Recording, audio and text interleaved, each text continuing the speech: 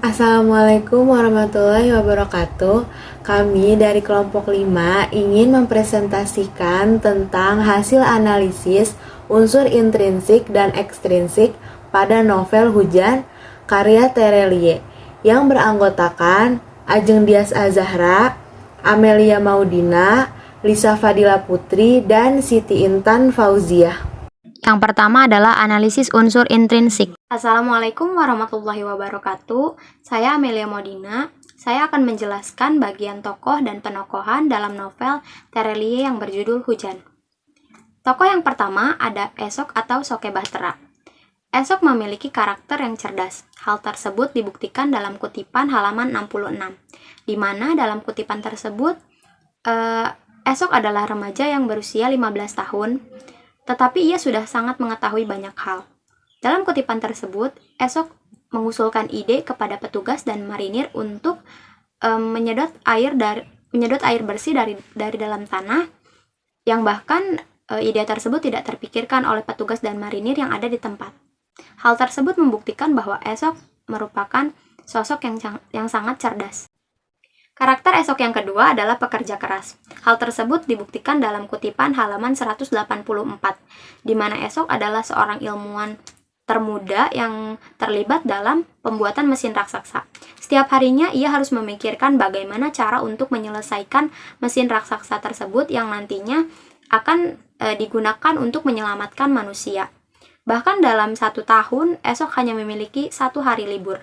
Hari-harinya ia habiskan untuk membuat mesin raksasa tersebut. Itulah mengapa sosok Esok merupakan sosok yang pekerja keras.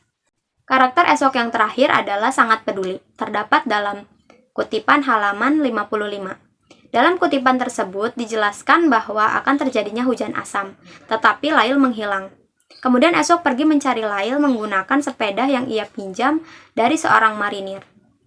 Jika sebelumnya Esok pernah menyelamatkan Lail agar tidak terjatuh di lubang bawah tanah, kutipan ini terdapat di halaman 29, maka kali ini Esok berhasil menyelamatkan Lail agar tidak terkena hujan asam. Hal tersebut membuktikan bahwa Esok merupakan sosok yang sangat peduli. Tokoh yang kedua adalah Lail.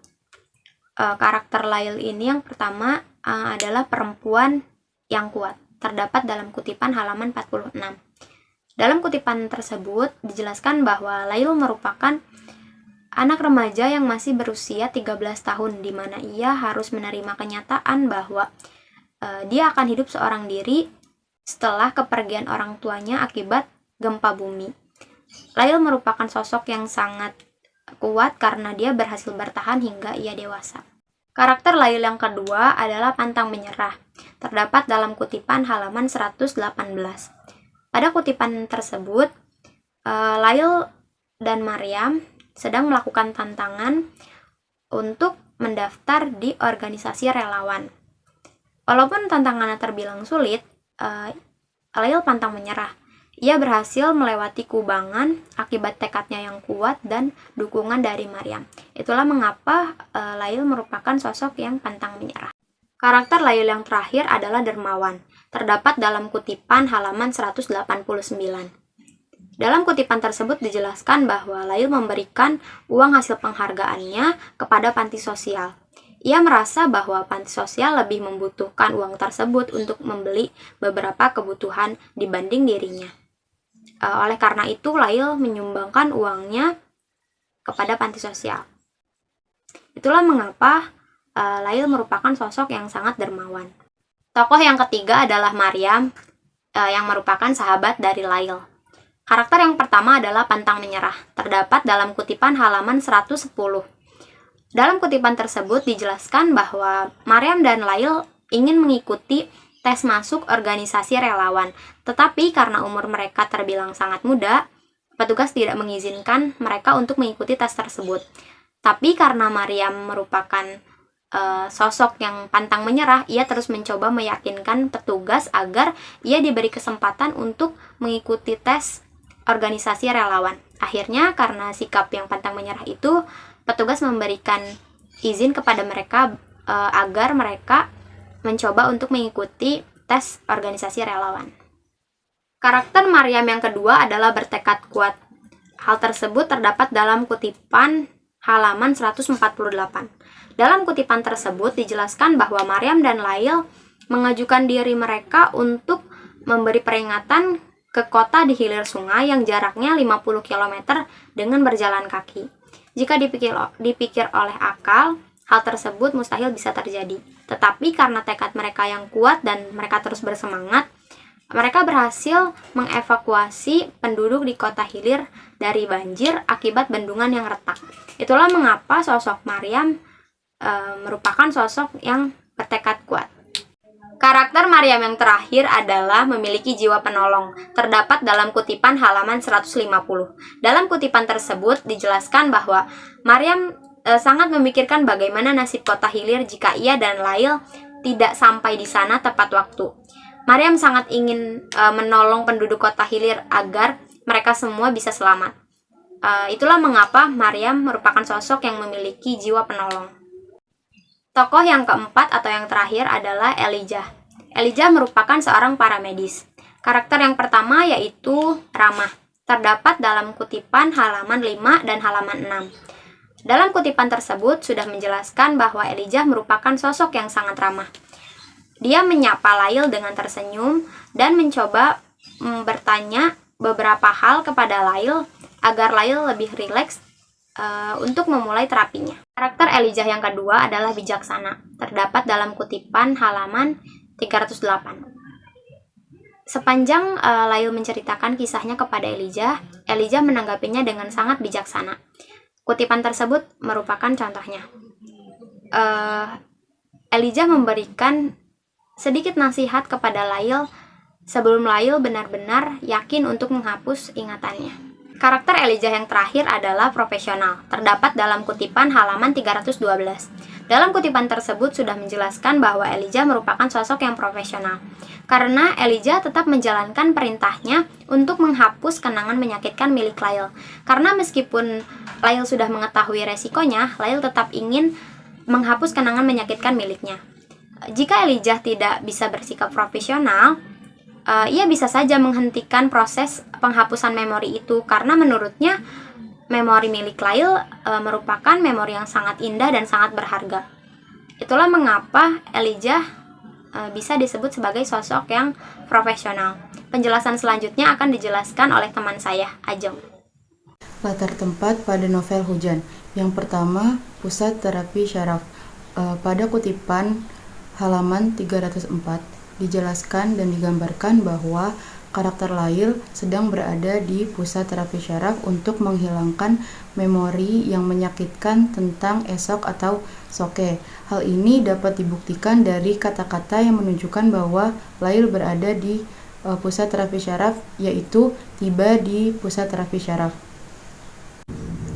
Yang kedua yaitu stadion. Berdasarkan kutipan pada halaman 45, setelah gempa bumi melanda, beberapa lokasi dijadikan tempat penampungan korban gempa bumi. Karakter Lail dan Esok mendatangi salah satu tempat pengungsian tersebut, yaitu stadion, untuk mengungsi sementara waktu.